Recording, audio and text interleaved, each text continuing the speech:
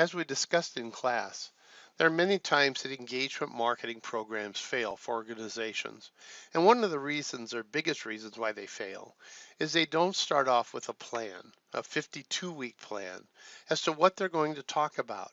And as a result, it becomes more and more difficult to do things that really engage your market because you haven't thought them through. Instead, you're kind of reacting to whatever's going on as opposed to responding to the needs of your market in a planned way. And so this video is going to talk about building a 52-week engagement marketing plan and why that is so important. So when you want to be successful in engagement marketing, you need to think about these things. First off, you have to have highly relevant content to your target market. In other words, it's got to be things that they really want to read about or watch or listen to that's going to work. The second thing is you want a scheduled engagement. And what I mean by that is if you do 5 things month one and then nothing month two and then one thing in month three and then a bunch of stuff in month four, your audience doesn't know when you're going to engage with them.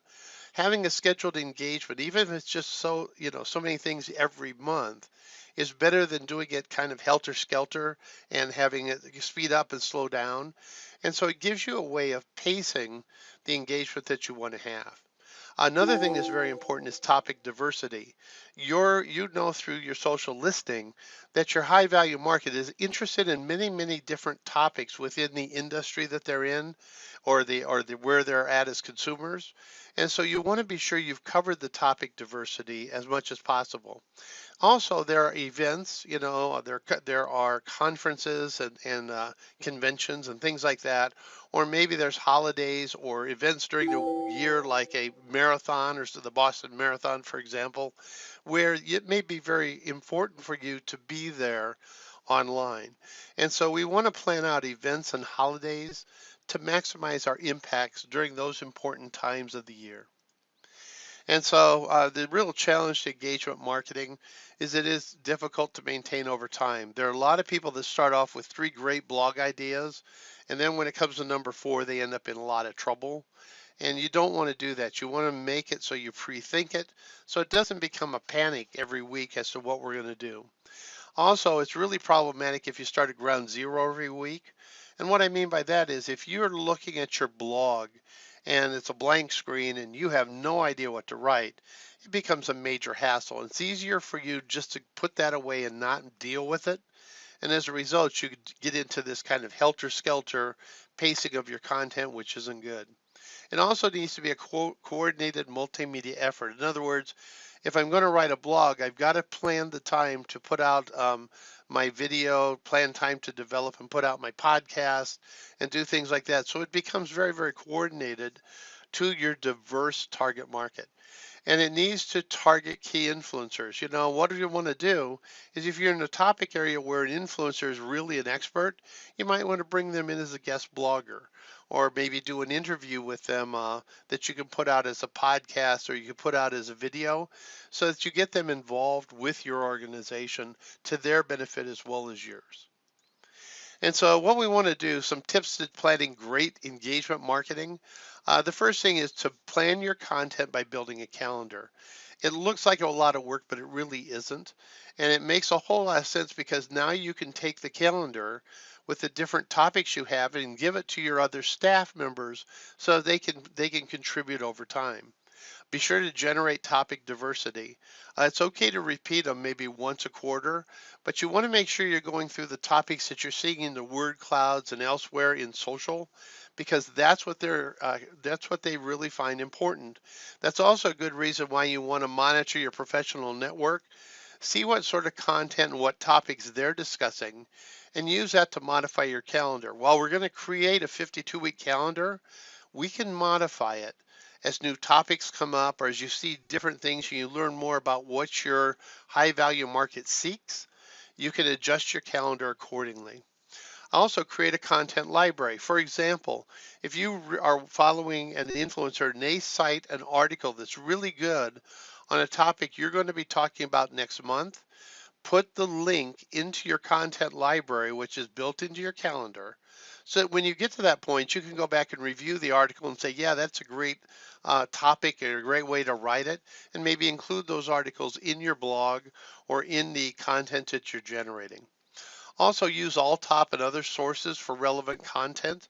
So one of the things you can do is look at Holy Cow in Alltop, but also you can identify and track different types of topics. And as you find great articles, put them into your calendar so that they're ready to go on the week you're going to be addressing it. And don't be afraid to be spontaneous. If something comes up, newsjacking works. And so if there's something that's really relevant happening today, don't be afraid to change your calendar immediately so that you can really take advantage of it. And so it gives you the ability to decide whether you want or don't want to do newsjacking. And so, and which can also oftentimes be very, very effective in hitting your target market. So this is your calendar. You'll find it in Canvas. And basically what we have at the top are the weekly themes. If you notice at the bottom, you have the entire year laid out. And so what you want to do is you want to pull together basically the themes that you're going to be doing across the 52 weeks of the year.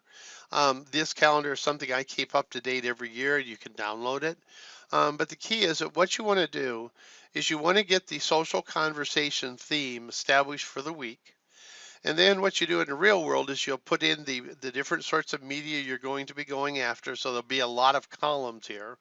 You're going to have the blog posts you're going to do. You can talk about the primary and secondary target audience that you're going after.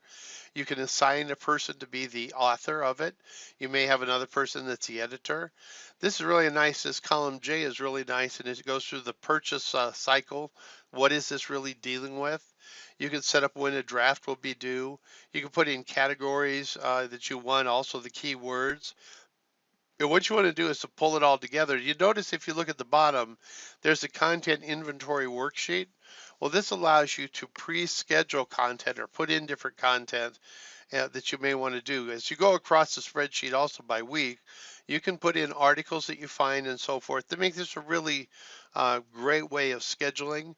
And again, these are just suggested columns. You can change them if it's better suited to your business. So here's what we want to do. We're going to plan a full 52-week calendar. Remember, you can repeat topics every quarter. Hotter topics can even be more frequent than that. And so you want to kind of think about it that way. But to start, let's start with the holidays. And so establish holiday dates that are really critical to your high value market. In other words, you certainly want to do things during the Christmas holidays or Hanukkah or whatever. You want to put it in there. You might want to do something July 4th if you're in the United States, but there may be other dates that are important for different parts of the world. You also then want to think about how, if you want to have weeks of content leading up to that holiday.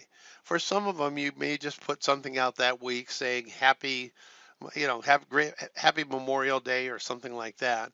But let's say that you have veterans, you may want to have a ramp up for several weeks leading up to Memorial Day or a ramp up to Labor Day.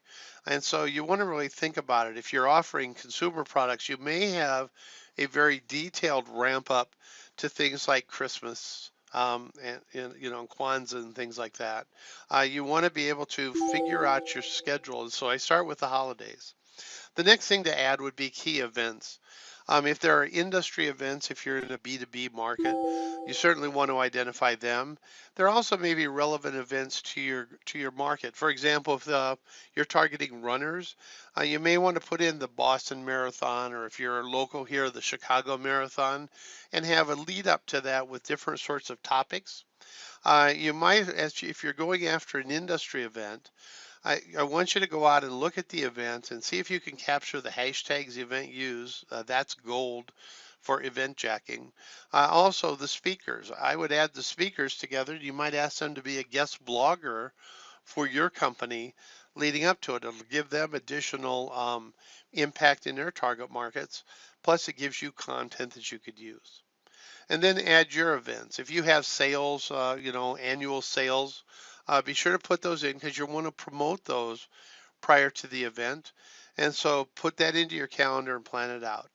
Now, after you've done those things, now what you want to do is develop the themes for the remaining weeks. What are the hot topics?